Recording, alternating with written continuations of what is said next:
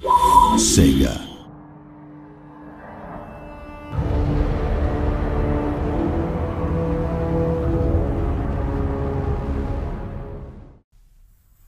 Hello, good evening, and welcome to the latest Total War Warhammer campaign walkthrough video.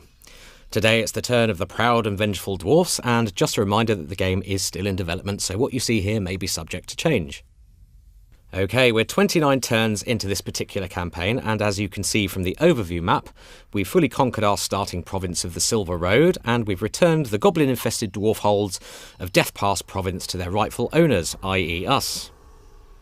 We've secured strong treaties with our fellow dwarven clans of Karak Azul, Barakvar and Zufbar, who've helped us successfully divide and push back the various greenskin tribes, though Zufbar has recently dragged us into their war with the vampiric faction of Schwarzhaven.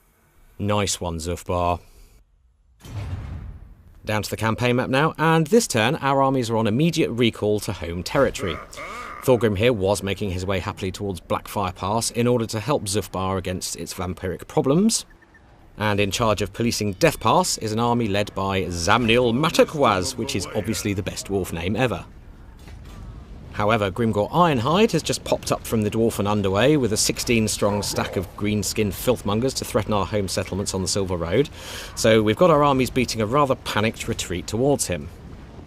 Now here is the jewel in the High King's crown, mighty Karaz-Akarak itself. Also known as Everpeak, this glittering city with its rich gemstone mine stands testament to dwarfen engineering might and marks the stout heart of our growing kingdom. We've been focusing on its civic development, and one result of this is a very tough garrison consisting of grudge throwers, quarrelers, thunderers, and a wall of elite defenders in the shape of longbeards and hammerers.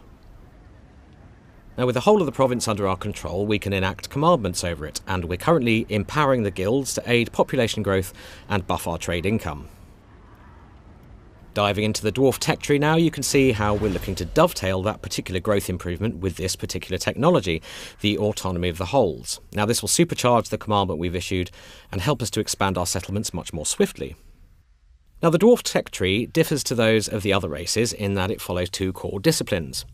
The way of the guilds brings improvements to civic matters such as growth, income, diplomacy, and the reduction of vampiric and chaos corruption. The way of the clans branch is devoted entirely to the improvement of various dwarfen battlefield units.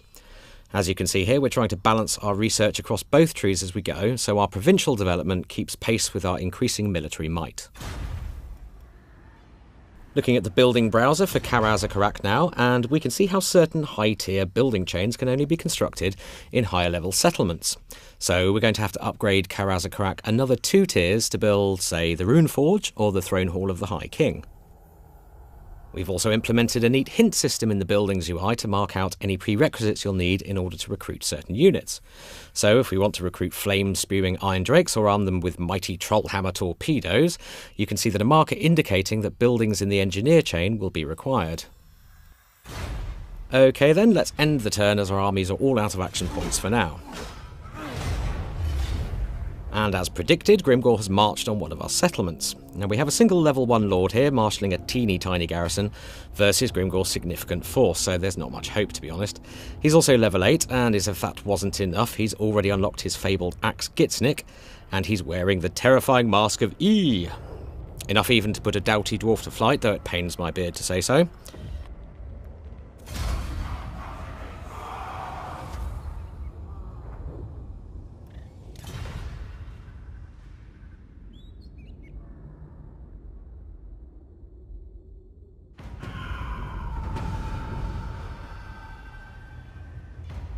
So Mount Squighorn is now in the hands of the Greenskins, and a grudge has been issued as a result. So let's open up the Damazkron, the Great Book of Grudges, and see what's what. Now, as factions mess with you during the game, these crimes are recorded and grudges are duly issued. Part of playing as the dwarfs involves settling these grudges. It's best to keep on top of them, as it's an affront to dwarven pride if vengeance is not exacted. Keep your outstanding grudges low and you'll enjoy improved public order and diplomatic relations with other dwarf clans. Let the grudges stack up though, and over time you'll lose their respect and begin to face increasingly negative consequences. Clearing grudges often brings a meaty cash reward, but may confer other benefits as well. This particular Groby Scum grudge earned us, for example, 3 turns of vastly increased leadership against the Greenskins during battles.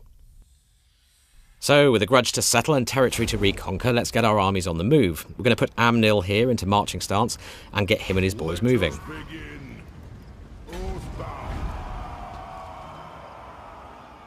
And we're going to do the same for Thorgrim. We'll be looking to our High King to give Grimgor the heave-ho, and he's well equipped for the task.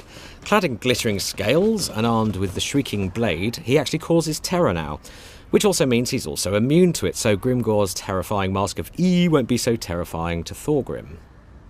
We've got some nice veterancy building up now across his army, and he's travelling with a Thane hero character equipped with a rune of Stoicism, which can be activated in times of dire need to strengthen his morale. He'll also be useful when it comes down to brass tacks with Grimgor. And we're going for a pretty balanced character build with Thorgrim, buffing some of his campaign, battle and personal combat skills as we go. I particularly like Ancestral Grudge as it gives him some really solid weapon strength bonuses against greenskins. We've already unlocked the quest for Thorgrim's Axe of Grimnir, and if we take a look at our quest list, we can see that the next stage of the quest requires us to recruit 2 gyrocopter or gyro bomber units into his army. Now, a lot of love and storytelling has gone into these quests, and we're really hoping you'll enjoy the narrative accompaniment, as well as the potent rewards. Okay, we'll leave Thorgrim there for now. I do hope you've enjoyed this slice of Dwarf campaign gameplay, and do stay tuned for more walkthrough videos coming very soon.